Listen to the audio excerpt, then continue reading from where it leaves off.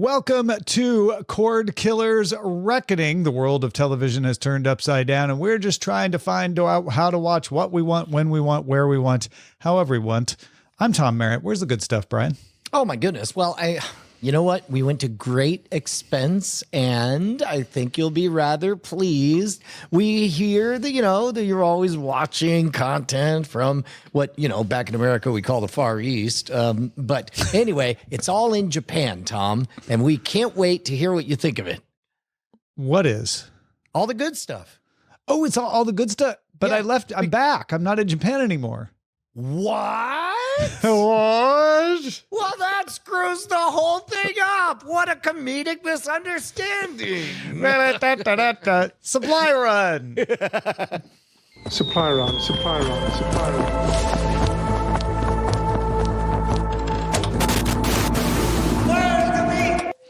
I'll tell you where the beef was. It was at CinemaCon last week, where the world of movies and theaters come together to say, people will still come to the theaters. I swear. Here's why. And then they show trailers and give pitches and all that sort of thing.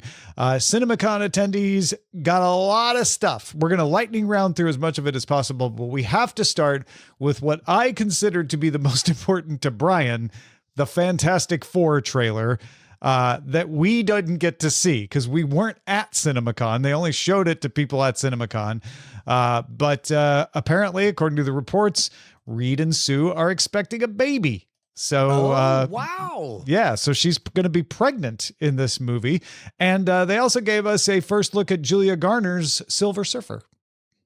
So the Franklin is their son in the comic book, so that's canon. A bit ahead of schedule. I get the impression that this is going to kind of take place in a couple of timelines from what little we've seen in the public-facing teasers, including, they're clearly well-established, but the movie appears to be the origin story. So I'd imagine they're going to do kind of like we got with Tony Stark's Iron Man, where it's like, here's a quick setup of the cool Here's guy. how they became together. And now, 10 years later, she's pregnant or whatever. Exactly. Yeah.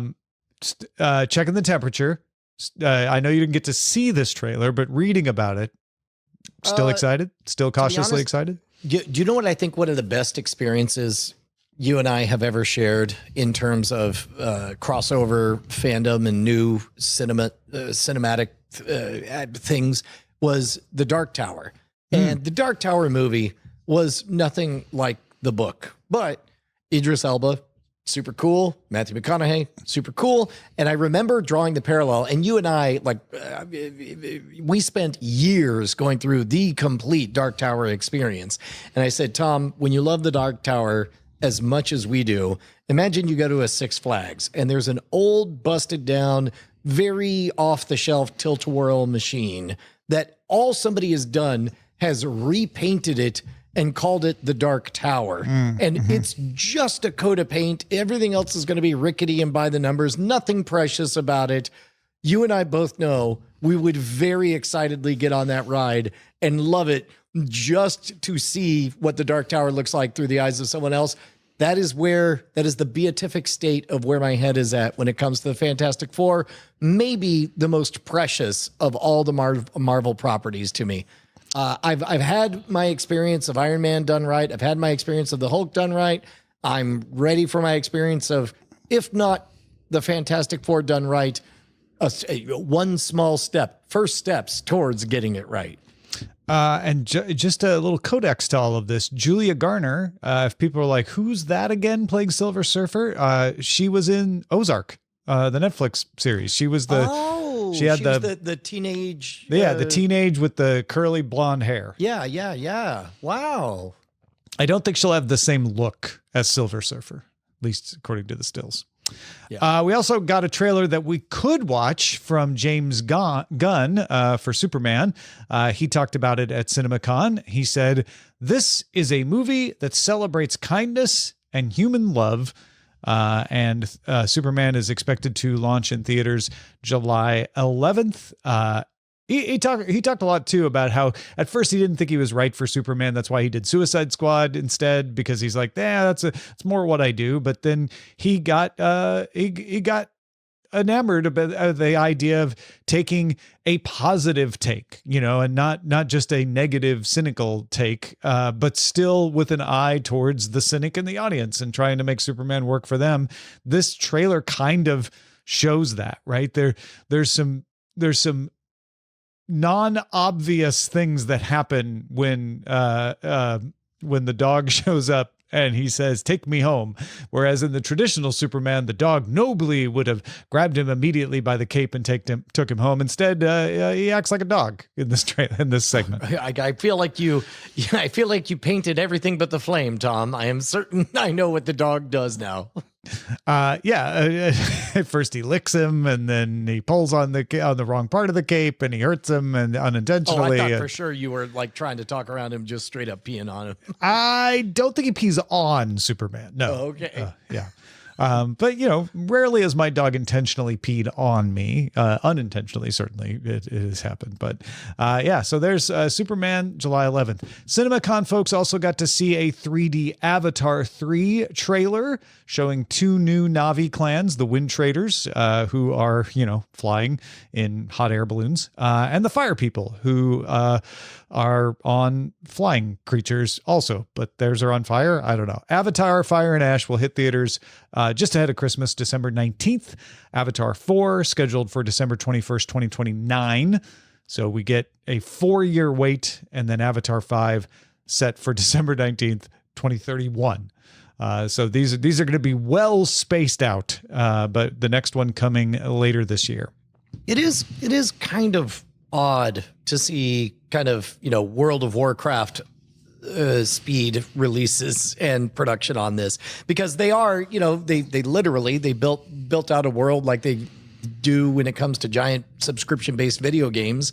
And the release schedule is that glacial, like, hey, you're going to spend a lifetime here. And it's like very clearly, what with the parks and all that stuff. I don't know. It's what a strange and incredible artifact to see released that is going to be, yes, by the numbers and generic as hell, also an extraordinary visual treat again and again and again. All 4 of Sam Mendes' Beatles movies, however, will be released in theaters in April 2028, all at the same time, in what Sam Mendes calls the first bingeable moment in cinema. So these are telling the story of the Beatles with actors portraying John, Paul, George, and Ringo. So instead of the 5 years between movies of the Avatar, they're just going to give us all 4 at once. That sounds like such an epic bender to right? Just have Beatlemania for 1 month. That'd be incredible. Yeah, and I don't know if it's going to be like one every week or if they just all 4 come out. I hope it is just one a week. Like to own a month in the way Barbenheimer owned one weekend, that seems like the next move to make. I think that's brilliant.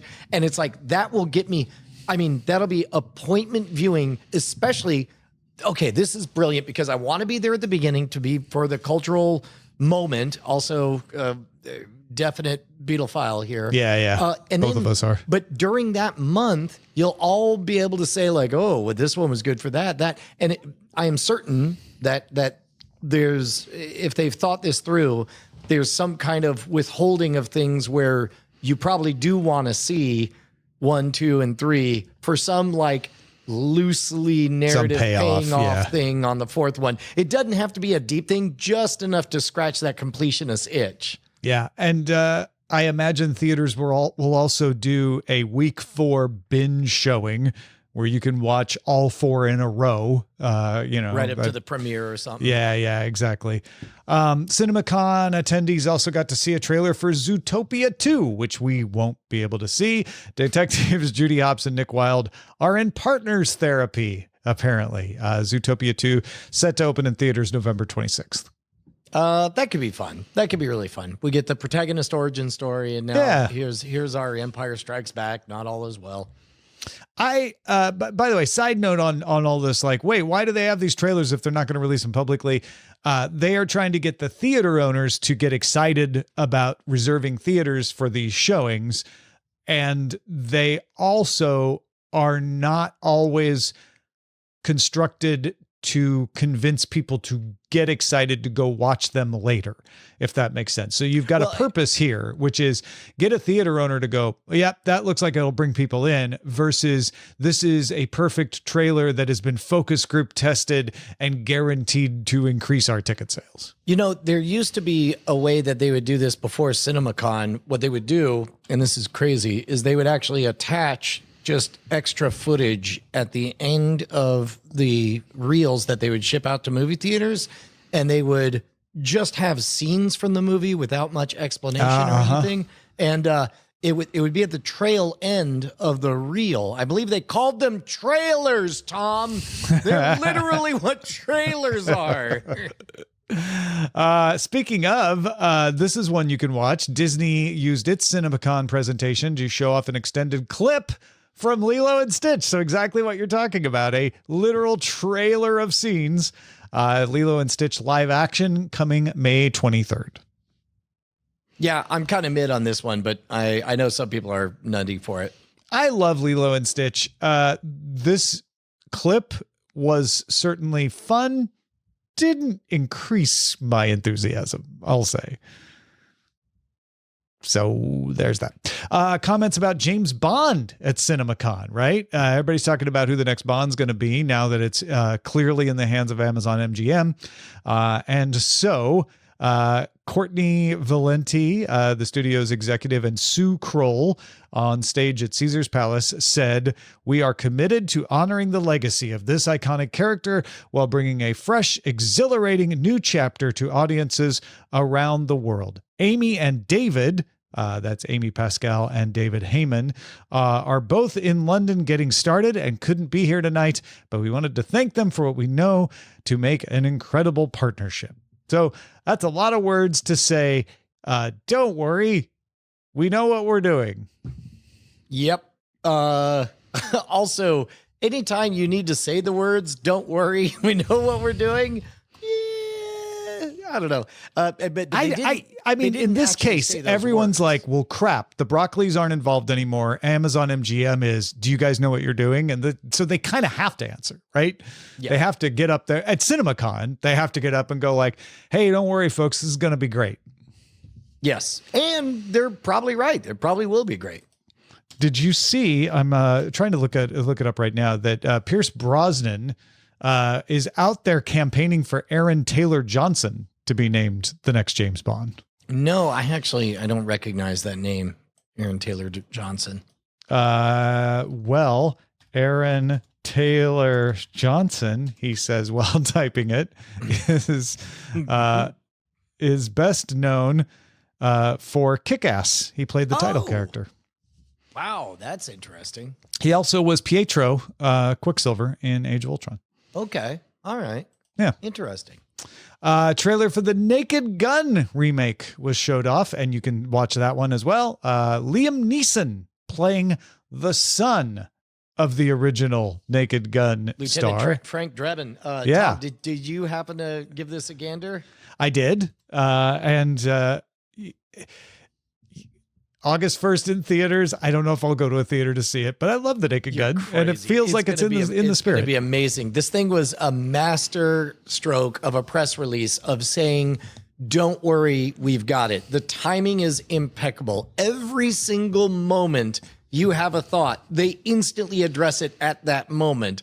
Liam Neeson turns and says, Lieutenant Frank Drebin, police squad. And just as you're thinking it, turns right to the camera down the barrel, says, the new one. And then, there's a second beat of it, but the third beat was the best, where they're like, well, is he the same one or a different one? And then sure enough, it cuts to him and says, I'm going to do you proud, Dad. Cuts to a picture of Leslie Nielsen, and then cuts to the new chief. And he says, I'm going to do you right, Dad. And then there's a picture of the chief, and there's a wailing wall of all that. And just as you think, wait a minute, what about, cuts to a picture of O.J. Simpson, awkward silence. Cuts to the son of O.J. Simpson, the replacement of this character, shaking his head like, nah. Nope. It's amazing. Not going to talk about that. Yeah. Which could be interpreted. There's just a nah, right? So it could be like, nah, I'm not going to get engaged in this debate as much as nah, yeah. Well, and also it's like that murderer is dead, Tom. We got a new name for the Last Airbender film. This is a theatrical animated release. It'll be called The Legend of Aang, The Last Airbender. I think they're keeping Avatar out of the name to avoid confusion with the James Cameron avatars. But Dave Bautista, Stephen Yeun, Eric Nam headlining the voice cast for the film, co-directed by Lauren Montgomery and William Mata, hitting theaters January 30th, 2026. Yeah, dude, I'll keep going back. We actually, remember we just talked about people becoming fearful for the future of their things that they're fans of, and none has, been more grievously injured than the fans of Avatar: The Last Airbender by the M. Night Shyamalan helmed live action one that kind of undid. A lot of people who deeply loved that property felt disrespected by the treatment that it got in the movie version. And so I think, I don't know. Then there was the Netflix series that the original creators were on board and then they weren't. So who knows, but whatever. Hey, that's a Tilt-A-Whirl. It's got paintings of the man in black fleeing across the desert. Yep. And then end of an era, Downton Abbey, the grand finale trailer showed at CinemaCon. This is being positioned as the end of the story. Downton Abbey began as an ITV series back in 2010, aired on PBS in the U.S., became a couple of films that were shown in theaters, and this last one, called The Grand Finale, will come to theaters September 12th this year. Right on. Good on you, you old beast. They bring it right up to 1930. So we're gonna get the beginning of the Depression and the end of the aristocracy. The last word is tariffs. They're great. Why don't we have more of those? Sony Pictures unleashes a new look at Danny Boyle's 28 years later at CinemaCon. Taylor Johnson and newcomer Alfie Williams are starring in the movie set 28 years after the first one. 28 years later is one of 3 planned sequels to the first 2 films. So they'll all be branded 28 years later, but they'll have, furthering of the story. Basically, they have to leave the island that they headed to at the end of 28 days later, and then they become our eyes as we discover what has befallen this earth. Yeah, and the zombies are older, apparently, more decrepit. I don't know. The NFL confirmed that Amazon Prime Video will have a Christmas game on December 25th because this year, December 25th falls on a Thursday and Amazon has Thursday Night Football. So Netflix will still have its 2 special Christmas Day games, and then Amazon will get a Thursday night game. So there'll be 3 on December 25th. I just realized that they have a perfect opportunity if the zombies are old, Tom, like if they're all more decrepit. What if zombies were slow?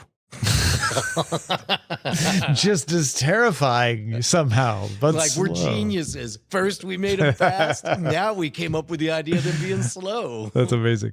And then finally, Lionsgate announced that it has greenlit production on another John Wick featuring Keanu Reeves. Man, I should watch those, but I already saw. If you did, you'd realize that John Wick died at the end of the last one. Spoiler alert. Or did he, since Keanu Reeves is going to be in the next one. So there you go. Patreon.com/Cordkillers is where you can go to complain about me spoiling the end of the most recent John Wick movie. Oh my gosh. In fact, we have a trailer live from there. In a world where media is not independent, we do whatever the networks tell us to do. 2 podcasters who have some differences. I play it straight. I don't play by the rules. come together to provide you with the information to watch what you want, when you want, on whatever device you choose. I never realized just how much of a buddy cop movie our show is. Neither did I. That's enough, Brushwood. The lieutenant's not going to put up for this for much longer, partner. Hey, man, you just got to loosen up. It's a party. There's rules for a reason. Coming this next 15 years, Cordkillers. Do, do, do, do, do, do, do, do. Not starring Keanu Reeves. Patreon.com/Cordkillers, man. You get exclusive access to our After Talk segment. If you like that, picture what just happened for like 15 minutes straight. That's the After Talk segment. Why don't you be one of the cool kids? Jump into the Patreon pool. You know what? If you pee in it, there is a pee in Patreon. That's right. You can't spell Patreon without P, folks. Yeah. Let's move on to the search party, which you can also not spell without P.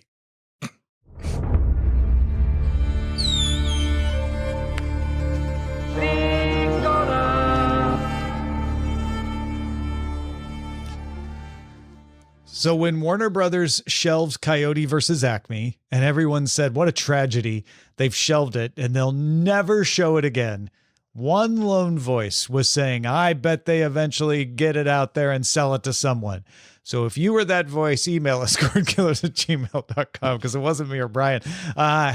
Look, it is now expected to be released in 2026. Warner Brothers sold the worldwide rights, so it is getting pulled off the shelf, and you'll get to see Coyote versus Acme. Yeah, we speculated a little bit on this last week. The rumored $50 million price tag or whatever. I assume that that's kind of a clue as to how much the write-off was, because obviously they have to make back the amount of the tax deduction for the write-off they were able to get, and then probably make a little profit as well. Yeah. And then they have to. Else, yeah. They probably had to wait a certain amount of years to pull it back off the shelf for the write-off to stick. I'm going to guess is part of it. I mean, that sounds legit to me. Yeah. They depreciated it to zero, and now they're bringing it back out. We also got a trailer for the next season 3 of Star Trek Strange New Worlds. Not only do we get Kirk, but we get to see Scotty in this one. Yeah, that's one that I keep intending to watch, but you'll love it. I know I will, but I don't want to watch it alone, I think. Watch it alone. It won't scare you. All right, I will. I'll watch it alone. It's doing what I wanted them to do, but didn't think was really possible for someone to do well, which is recapturing the original series. Like literally these are prequels in the storyline to the original series, so that you have procedural storylines, but just updating it to be modern, not just in its sensibility, but in its look, while still being true to the aesthetic of the original. And I think they've done a really good job with it. So I'm excited to see season 3. I'm a little worried about them starting to force too many of these characters into the storyline. It was a little weird to see Kirk come on board before his takeover of the Enterprise, right? Because Christopher Pike is the captain in this series, but I was okay with it. They did a decent job explaining it. Spock is written into the storyline because originally Spock was serving with Christopher Pike. That's the original Christopher Pike storyline from the original series. Having Kirk meet Scott, I'm going to be curious how they retcon that into being relevant to the Strange New World storylines. Sarah Silverman's second original Netflix comedy special, Postmortem, set to premiere globally on Netflix May 20th. If you're into comedy, stand-up, Sarah Silverman, that's good to know. And Last Friday is going to be the 4th in the Friday comedy series. First of the Friday movies in more than 20 years. Friday After Next was the last in the Ice Cube series in 2002. Sorry, I'm Brian's choked up about this. I had no idea. Yeah. I wasn't sneezing off Mike. You've been waiting more than 20 years. Nostalgic joy. 20 for last years. I guess if they're calling it Last Friday, it implies this is the last one they want to make. Right? I mean, I thought Fridays would just keep on going forever. Yeah. Another thing that seems like it might go on forever is Rick and Morty, season 8, coming May 25th at 11 p.m. Eastern and Pacific. Yeah, dude, that show, I saw a meme running around where, I don't know, I think the title said, once you see it, and it's just a picture of a horse, and it's divided in half, and the back half, it says Justin Roiland, and then it says after Justin Roiland, implying that the show's a lot smarter and polished and on rails and stuff. But I'll tell you what, they got a machine going. I went back and watched the spaghetti episode kind of just out of time from the rest of it. And the meditations on ethical dilemmas of any kind of food that requires suffering of another being was pretty clever stuff in there, man. Yeah. I'll watch. I'm probably not as excited as I was in seasons 2 and 3, but that's just a result of having 8 seasons of it, right? It starts to become something you're like, oh yeah, of course there's a new season of Rick and Morty. There always is. Mickey 17, the movie is now available to rent or purchase digitally, $20 on Prime Video, Apple TV, Google, etc. If you didn't want to go see it in the theaters, you can now buy it and watch it at home. And Love, Death, and Robots, 4th volume is set to debut in May with 10 new animated stories. Yeah. Man, I really liked Mickey 17, but from what I hear, you can like all the ingredients of a dish and still it might not come together. And that was sort of the review that I got from a trusted friend. So, but that's all secondhand hearsay. Yeah, maybe but you liked it. You saw it and liked it, right? I didn't see Mickey 17. Oh, you didn't see it. I thought you said you liked it. Sorry. No. I like all the elements of it. And someone was saying, yeah, you might like the idea, but when you watch it, you'll puke. No, it just something just in the alchemy didn't take was what I was told. You know, the book is named Mickey 7. Did it not sell because people hadn't read Mickey 1 through 6? I wonder if that could be it. Is they're like, well, they'll think it's the 7th in the movie. Name it 17 so that it's clear. But I also wonder if like making him the 17th Mickey just doesn't work as well as making him the 7th Mickey. I don't know. It's less believable. Anyway, let's move on to the buried treasure. Most people want to know why they suddenly got rich. Buried treasure.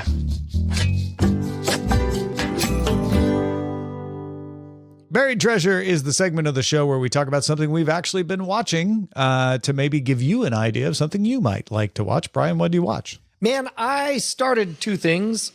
I think one will be quite good. I'm only I'm a couple episodes behind on Gemstones, looking to get caught up on that. But I was loading up Gemstones when in the HBO Max thing I saw something that was not Cowboy Bebop but featured the iconic primary color on black design of Cowboy Bebop. And had Japanese characters on it, and it just said the word Lazarus. I was like, what is this? And I clicked it, and turns out that it's a new anime series from the creator of Cowboy Bebop. And as you know, that is a beloved property. Talking about yet another one that made the transition from anime to live action. Cowboy Bebop is very style-driven, whereas Lazarus appears to be very traditional other regular anime. A lot of it begins with an info dump. Fast talking. And this is an animated. Lazarus is animated. It's not a live action adaptation. Yeah. Correct. Yes. But it's from the same creator as Cowboy Bebop. And unlike Cowboy Bebop, that was lyrical and a vibe, and eventually sketched out a very deeply compelling character driven story. Lazarus just is like the Micro Machines man spitting out like, anyway, there's a drug and everyone took the drug, but then the drug turns out to be poison and he's all ha ha ha. Anyway, now you're all caught up. This guy's escaping from prison. My job is to escape from prison. And I was like, I'm going to wait to hear if I should dive in on it. So if you are loving Lazarus, then write us cordkillers@gmail.com and say, Brian, knock it off. Quit getting all up in your head about it. Just keep watching it. It's great. Or I would recommend writing, "Arise, Brian, resurrect your interest in Lazarus." Get up, you lazy bum. Did you watch the White Lotus finale? I'm still midway through season 2 because when White Lotus came back, I started watching with Josie, and that's one we want to watch together. Although I couldn't help but see the headlines, which were something deeply uncynical ending to it. So yeah, I have now watched it. I waited. We had stuff going on after our trip, and we didn't get to it till Monday night. But I think White Lotus is a great example of a show that should be binged. I really do. The fact that we watched it as it came out every week for the most part does lend to the anticipation, but it makes you get a little impatient with it. In the end, though, you're glad you waited through it all. And maybe, I don't know, maybe the anticipation buildup of week to week makes it pay off better because of that. But it is a complete story that you need to watch from beginning to end and not just judge based on where you are partway through. And I think this season is true more than any other season. With, a couple of nice head fakes of like, well, you think White Lotus because it always does this. Well, guess what? This time we're doing that, which is kind of the same but different. So that's cool. Also, apparently, Mike White at the end of the at the end of the stream, they have a little interview with people, and they interviewed Mike White, the creator, at the end this time. And he said, I want to get away from the crashing waves on the beach for the next series of White Lotus. So it sounds like they're going to try to make another one, but maybe they'll make it in an urban setting of a White Lotus hotel instead of a beach setting this time. That'd be interesting. Yeah. Also, I watched Sonic 3 because hard left turn, Tom. Hard left turn on that. There's no other way to get there. We were out by Mount Fuji in an area called Kawaguchiko, and we were in a condo. It was rainy. It was cold, and some people had gone off on a day trip, and some other people were wanting to go out and do some, not adult things in the sense of like drinking or anything, but go do some shopping that the two kids would not be interested in. So Eileen and I volunteered to stay back in the nice warm condo with the 4 and the 8-year-old. And we asked them what they wanted to do. And what they wanted to do was watch Sonic 3 again, because they had already seen it, but they wanted us to see it. So we not only watched Sonic 3, but we watched part of the Knuckles TV series after that as well. And honestly, for being interrupted by 4 and 8-year-olds, which is going to happen when you're watching anything with them. Well, when you're in Japan, they're all 4 and 8-year-olds. What? Who? Are you saying the Japanese people are immature? No, I'm saying they're 4 and 8-year-olds. You're not going to find domestic ones.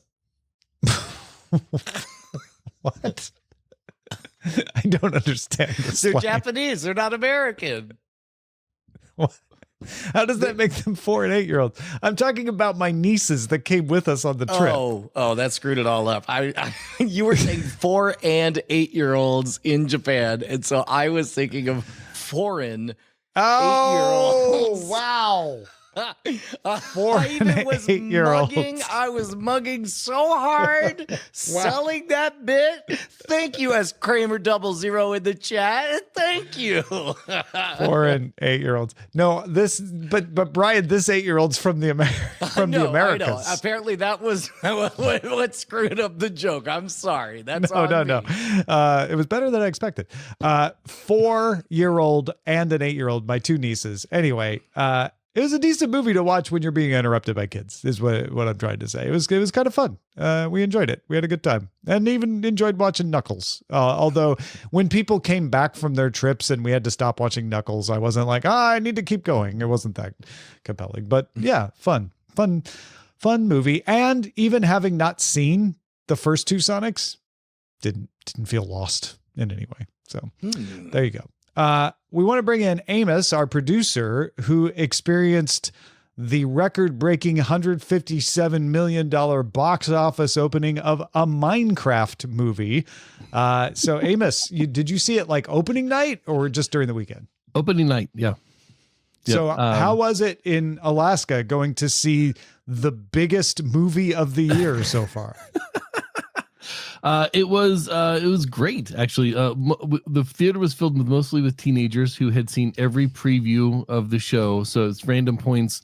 About half the theater would just say the lines with the movie. Oh, wow.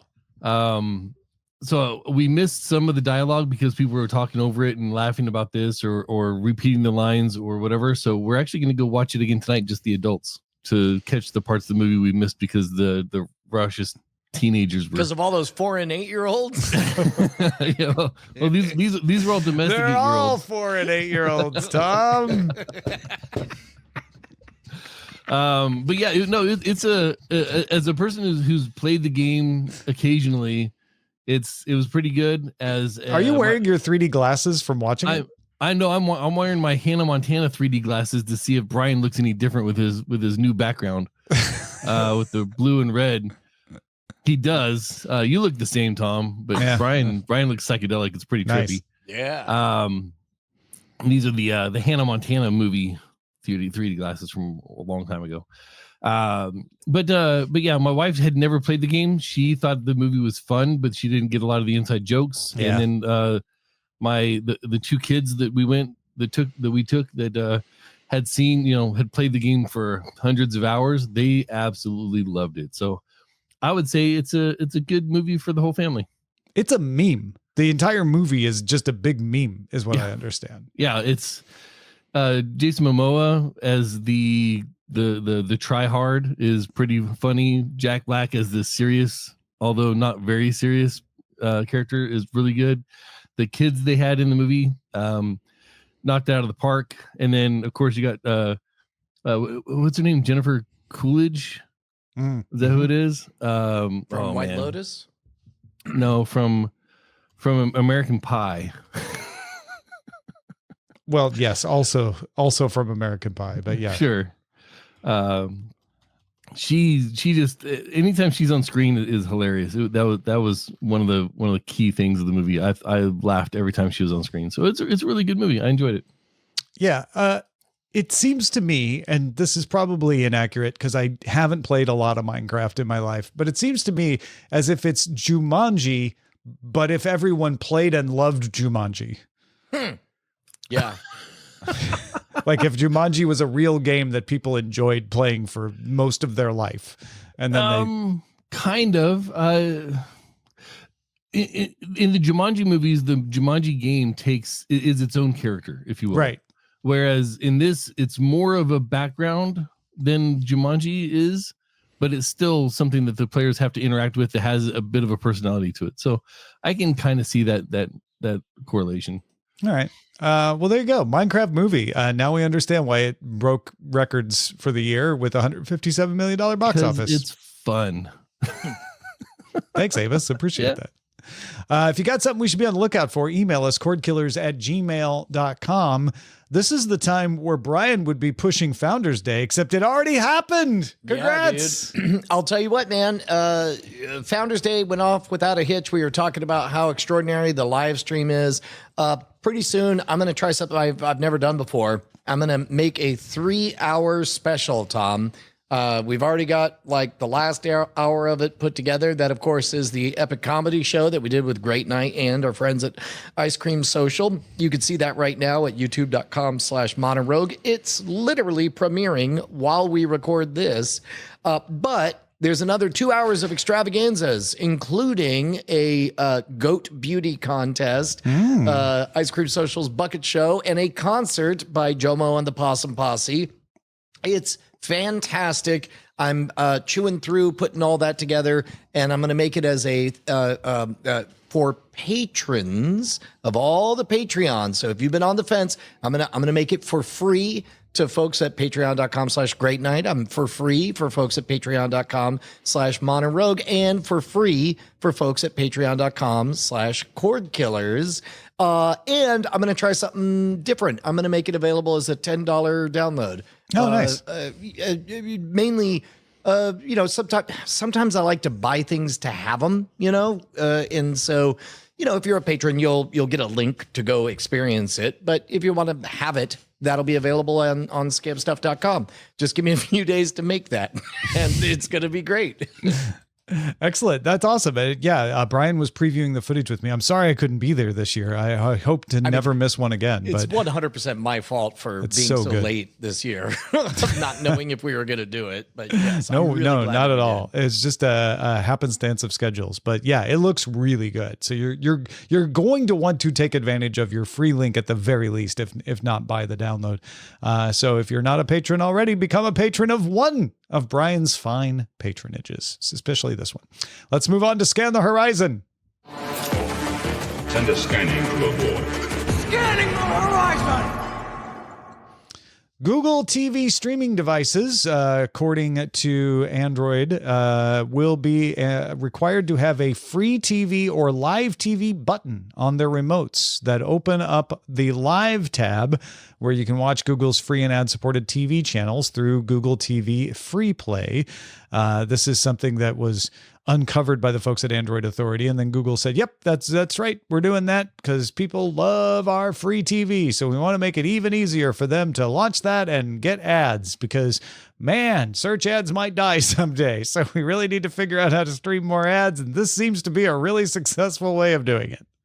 There is kind of a funny meta to like the current state of advertising. It's a bit like a card game where it's like you need to create a frictionless environment with excellent content so that essentially a party happens. And then you got to figure out a way to monetize that party in a way that slowly degrades how awesome the party is. And just as it diffuses, then you just start really monetizing it. And then hopefully a new party shows up.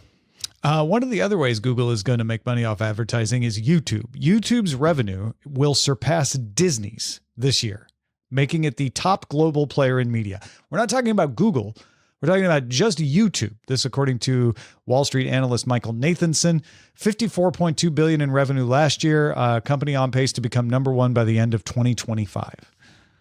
Tom, I think YouTube won. And I think they won so hard that if I was an entrepreneurial-minded person, I might suggest that, around 8 months ago, one retooled their entire lives to educate people about how to do well in YouTube, perhaps completely redesigning a studio so they can make excellent instructional materials. Yeah, but it'd have to be somebody who had a lot of expertise in the field, who's seen a lot of trends come and go. Yeah. Anyway, that's a thought. That's Brian at what domain name is your email address? You know what? Sign up at gimme.scamstuff.com. There you go. I think it is lost on people how big YouTube is because it's always reported along with Google's earnings. It's part of Google. It's not its own company, even though it has a CEO. It is a wholly owned part of Google. It's not a separate, corporate entity within Google. So I think the fact that Nathanson is pointing out like this thing is bigger than Disney, and it doesn't even have theme parks. That is significant. And I think you're right. I think YouTube has won, and if anybody is a monopoly, it's YouTube, right? Because every television network also has a channel on YouTube to promote things on their network. Yeah, and this will be something we can explore in the future. But YouTube is, and I don't entirely love this, but it's increasingly a meritocracy. It's increasingly an efficient arbiter in the marketplace of ideas. Real estate is an inefficient market. If you buy a house and you don't like what it's worth, you can, grab a can of paint and do something about it. But a stock is an efficient market. So it's like all you could do is pray for someone to change the rules about tariffs or what have you. So YouTube is becoming an efficient market. And I think while it is a monopoly, if they're smart, they will continue to just be the playground where the world fights over their ideas. Yeah, just continue to be a platform. YouTube Originals was an interesting idea, but it's almost better that they backed off from it. Anthony asked in the chat if YouTube is part of Google or Alphabet. It is part of Google, not Alphabet. So if anybody doesn't know, Alphabet is the parent company of Google, and under Alphabet is Waymo, and several other companies that are owned by Alphabet. YouTube is part of Google itself. So there's Alphabet and all of the things, Google being really the only successful one of the other things, Waymo getting there. And there's several other things, including their X Labs and all of that. Then there's YouTube, which is part of Google. Even though it's called YouTube, even though it has a CEO, it is part of Google, not just part of Alphabet. It's part of Alphabet in the sense that it's part of Google, which is also part of Alphabet. So if that makes a difference, and I think that's a fair question, Anthony. Another piece of evidence in the sea change of, gosh, we really need to encourage people to watch broadcast and cable TV while we can. The MTV Video Music Awards will air on CBS for the first time this year on broadcast television. It'll be simulcast on MTV. It'll take place at the UBS Arena on September 7th at 8 p.m.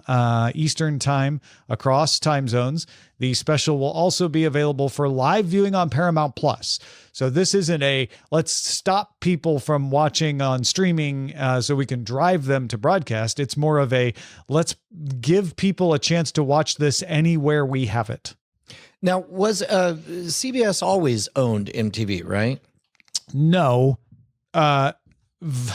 This I'll try to keep this short. Okay. Viacom. Sorry, I didn't mean I stepped in it. That was the sound of Brian stepping in it. No, it's okay. It's a really good question because this will confuse people. Viacom at some point owned CBS and Paramount. And that meant it, like the MTV Nickelodeon stuff was in the same corporation as CBS. But then at some point in the early 2000s, they split apart. So CBS was a separate company from Viacom, even though they were both still owned by Sumner Redstone's National Amusements. They were separate companies, like entirely separate companies, publicly traded, majority owned by National Amusements. That's when CBS bought CNET, which is how I know all of this stuff so well. Then later, CBS and Viacom re-merged and became one company again. And so since that remerger, CBS and MTV have been in the same company. So they were in the same company in the 90s, then they weren't for a while in the 2000s, and then they're back together.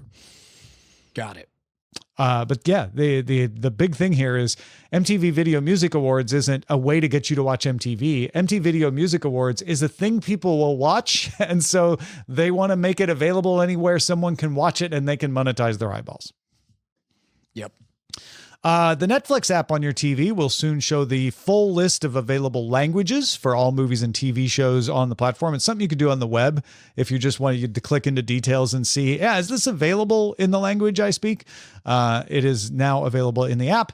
Streaming service CNBC Plus launched on Wednesday. This is CNBC plus some other stuff, hence the name. So you can watch CNBC Plus on Roku, Apple TV, and other platforms for $15 a month if you don't get it on cable already. CNBC is a good market to go for a kind of ridiculously high price like that, because I'm going to guess that if what you want are up to the minute insights on financial related news and business stuff, you're not going to say, I want advice about making money and I want to pay as little as possible for this advice. Yeah. It's Bloomberg is coming from the opposite side, right? Bloomberg is a information service that became a very successful news print operator and then website operator. And it's thought of as a great web resource for news and has a video stream that occasionally is carried on cable-like services, but it's really thought of as a web video. This is CNBC going that direction with their cable platform and saying, okay, we're going to give you a lot of CNBC information, but if you want to just have CNBC on with the ticker like you do, you don't have to have cable to do that. Finally, David Fincher is directing a sequel to Once Upon a Time in Hollywood. Quentin Tarantino directed the original movie, but is writing this movie for Fincher to direct. Variety says it does not have an official title, but is being set up at Netflix, where Fincher has a first look deal, and Brad Pitt is on board to reprise his role from the original. What an excellent name to, if you're going to do a line extension based on a Quentin Tarantino property, David Fincher's a good, hey, calm down, it's going to be okay name to associate with it. Yeah, agreed. It is interesting to see Tarantino stick to his guns on, I'm not directing any more movies, but I'll write them. And apparently Tarantino locked up the rights to sequels of Once Upon a Time in Hollywood, which is why Variety suspects this ended up at Netflix. Yeah, that does seem like well, whatever. Spoilers for that movie. Basically, you spend the bulk of the movie very bored and angry and hating it.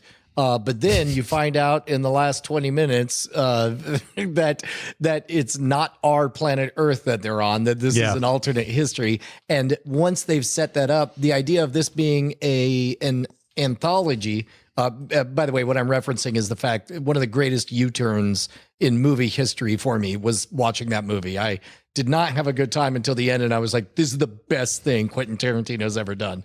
But the idea of an anthology of alternate history Hollywoods with the one through line of Brad Pitt being an awesome stuntman in all of them, I am so here for that. All right, let's move on to the chatter.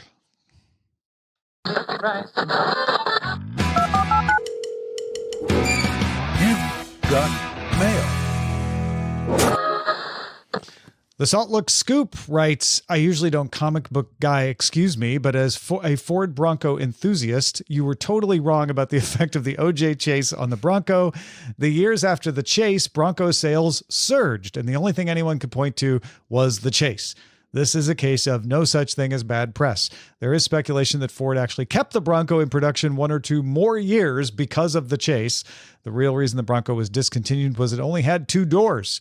Your sometimes boss, the Salt Lick Scoop. That's fantastic. As I responded, I said, ooh, wrong Brian is my second favorite Brian.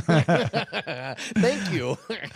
Just another Nick from Austin wrote, no, it'll probably be missed, but if you accidentally roll into episode 2 of Moonlighting, you get to see the Hudsucker proxy himself, Tim Robbins, and must have been early in his career, and that was surprised by me. One reason I love this idea of the full experience, is someone who missed this show during a time he could have seen it. So he gets to go back and rewatch it and rolled right into episode 2. He's ahead of the game. We're not even getting to Moonlighting until next week. So good work. We just have another important aliens to discuss this so week. many important aliens. Nikki M wrote, I have 3 shows I wanted to mention as candidates for the full experience, I assume. The Bondsman on Prime, Kevin Bacon as a bounty hunter for the devil, 30-minute episodes that end with a bang, not to be missed. Ludwig on BritBox, Death in Paradise, McDonald's and Dodds. John is a puzzle maker, but his twin brother, a police detective, has vanished. Can John, pretending to be James, figure out why? Along the way, he's solving the mystery of the week. And then finally, Fool Me Once on Netflix. Her sister was murdered by home invasion. Her husband was gunned down in front of her in a mugging gone wrong. All isn't what it seems as she tries to unravel the mystery of why. Mystery, thriller, loved the ending. All caps. Have fun in your post-apocalyptic cord-killing world. Thank you, Nikki M. And then finally, a little feedback on the Outer Limits from David in Fond du Lac, Wisconsin. I'm going to jump to the end. Basically, he's talking about going back and watching and wondering, like, why do people love this so much? He said the episode before the finale, season 1, episode 14, was better than the finale. He said, without spoiling everything, I liked the twist encounter, something I think the new series improved upon in that series season 2 episode 9, Trial by Fire. About the only connection with both series episodes is aliens. So I'll close with leaving it up to all of you to discuss if the full experience works with an anthology series before any of us was born or familiar with. I'm probably the minority who say no, or really with limited results, as you're not getting the full picture that this series would contribute to making Star Trek the original series get made. Yeah, well, we'll find out what we think right up in the upcoming full experience. Yeah, if you're a patron, you'll get that earlier than others, so keep an ear out for that. That's it for this episode of Cord Killers. Our website is cordkillers.com. Our email address is cordkillers@gmail.com. And we are live on twitch.tv Night Attacks, twitch.tv/Night Attack, Tuesdays at 5:30 p.m. Eastern, 2:30 p.m. Pacific. I reckon we'll talk to you next time.